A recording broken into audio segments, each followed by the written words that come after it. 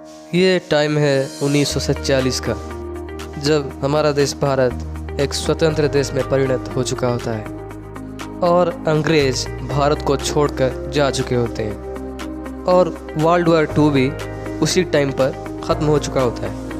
World war 2 के बाद labours party England में पावर में आ जाती है। इसी वजह से इंग्लैंड के नए प्राइम मिनिस्टर बनते हैं सर क्लेमेंट अटली। जब क्लेमेंट अटली से पूछा जाता है कि आपने भारत को क्यों छोड़ दिया, तब क्लेमेंट अटली अपने मुंह पर सिर्फ 2 नाम लेते हैं। वो बोलते हैं आज़ाद हिंद फौज और सुभाष चंद्र बोस।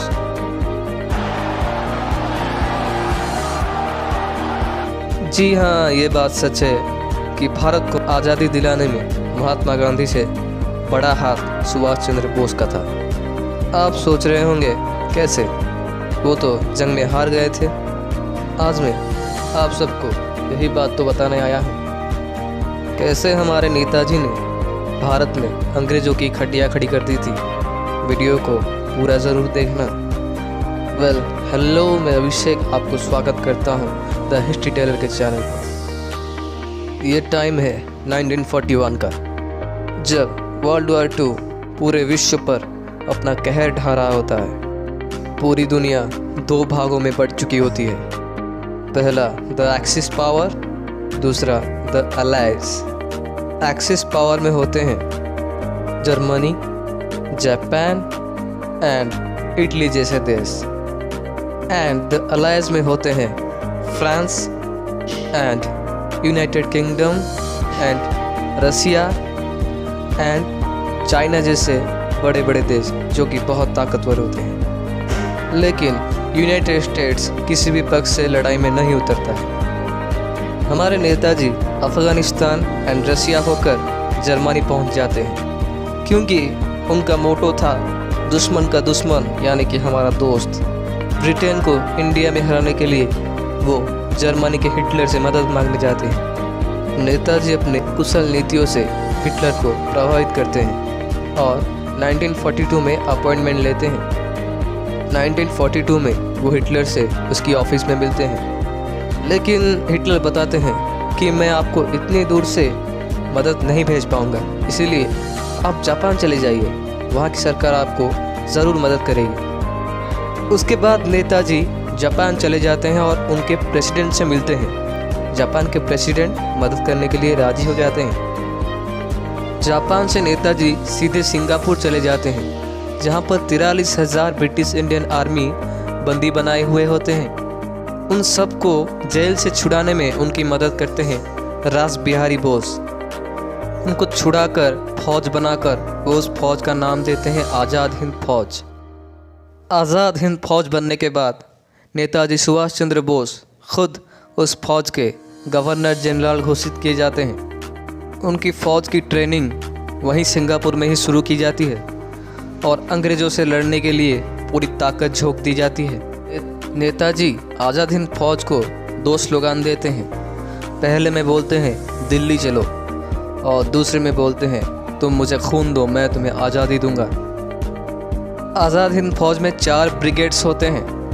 पहला गांधी ब्रिगेड, दूसरा आज़ाद ब्रिगेड, नेहरू ब्रिगेड और झांसी रानी ब्रिगेड। आज़ाद हिंद फौज का पहला मिशन होता है अंडमान एंड निकोबार द्वीपपुंज को जीतना, जिसको कि आज़ाद हिंद फौज सफलतापूर्वक जीत जाता है। सबसे पहले अंडमान एंड निकोबार द्वीपपुंज भारत में आज़ाद होता है। वहाँ के पहले प्रधानमंत्री बनते हैं नेताजी सुभाष चंद्र बोस। अंडमान एंड निकोबार द्वीपपुंज पर ही आज़ाद हिंद फौज गोरिल्ला वारफेयर प्रैक्टिस करता है। इसी जंग के साथ आज़ाद हिंद फौज का मोरल पूरे 7वें आसमान पर पहुंच जाता है और समंदर के रास्ते वो भारत में प्रवेश करते हैं। नेताजी ने अंडमान एंड निकोबार द्वीपपुंज का नाम बदलकर शहीद और स्वराज कर दिया। उसके बाद आज़ाद हिंद फौज की एंट्री होती है भारत में।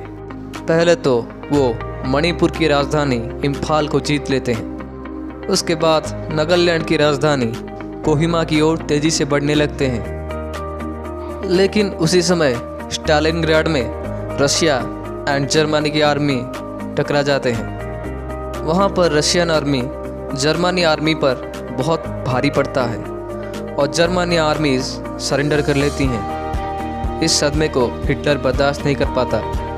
वो अंडरग्राउंड होकर अपने एक कमरे में सुइसाइड कर लेता है। जर्मनी का दोस्त इटाली भी पहले ही जंग हार चुका होता है। इस सब के बावजूद जापान हार नहीं मानता और अपनी पूरी ताकत लगाकर युद्ध करता है। लेकिन यहीं पर जापान एक गलती कर देता है। अमेरिका के पर्ल हार्बर द्वीप पर जापान बॉम्बिंग कर देता है, जिससे अमेरिका पूरे गुस्से में युद्ध में एंट्री मारता है और आते ही वो जापान पर लगातार 2 एटम बम गिरा देता है। जापान के 2 बड़े शहर हिरोशिमा एंड नागासाकी को वो पूरी तरह से नष्ट कर देता है। ये हमला इतना ख़तरनाक होता है कि आज भी इससे उभर नहीं पाया।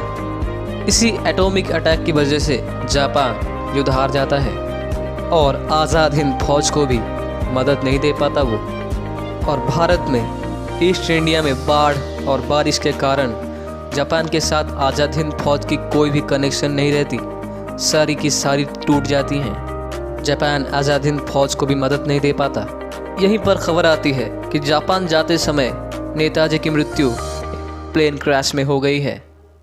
इस बात को सुनकर आज़ाद हिंद फौज, आज़ाद सैन्य पूरे जोश में आ जाते हैं। वो पागल हो जाते हैं। ढूंढ ढूंढ कर सारी ब्रिटिश आर्मी को भारत में वो मारने लगते हैं। लेकिन वो बाद में जंग हार जाते हैं क्योंकि ब्रिटिश को बहुत सपोर्ट मिल रहा था भारत के बाहर से। ब्रिटिशर्स चारों ब्रिगेड्स के ब्रिगेडियर्स को बंदी बना लेते हैं और उन चारों को लाल किले के बाहर फांसी पे लटका दिया जाएगा, ऐसी खबर जनता में वायरल हो जाता है। इस बात से जनता का गुस्सा फूट जाता है। भारत में विद्रोह पूरी तेजी से होने लगते हैं। जहाँ जहाँ लोग अंग्रेज़ों को देखते हैं वहाँ वहाँ बुरी तरह से उन्हें मारने लगते हैं। अंग्रेज़ों के सारे ऑफिसेस, स्टेशंस, यहाँ तक कि कोर्ट भी जला दिए जाते हैं। ये हमला बहुत भीषणकाय हो जाता है।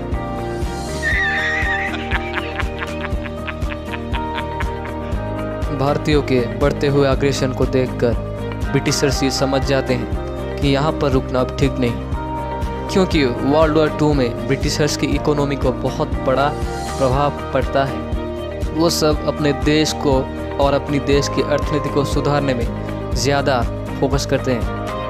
इसीलिए वो भारत से जितना हो सके सोना, चांदी, हीरे, मोती, जवाहरात लेकर रातों रात अपने देश भाग जाते हैं। इस तरह हमारे देश को आज़ादी मिलती है। तो आपको क्या लगता है, कौन थे आज़ादी के रियल हीरो, सुभाष चंद्र बोस या फिर मोहनदास करमचंद गांधी? कमेंट सेक्शन में ज़रूर बताइएगा। चैनल को सब्सक्राइब कीजिएगा और अपना बहुत बहुत ख्याल रखिएगा। Thank you.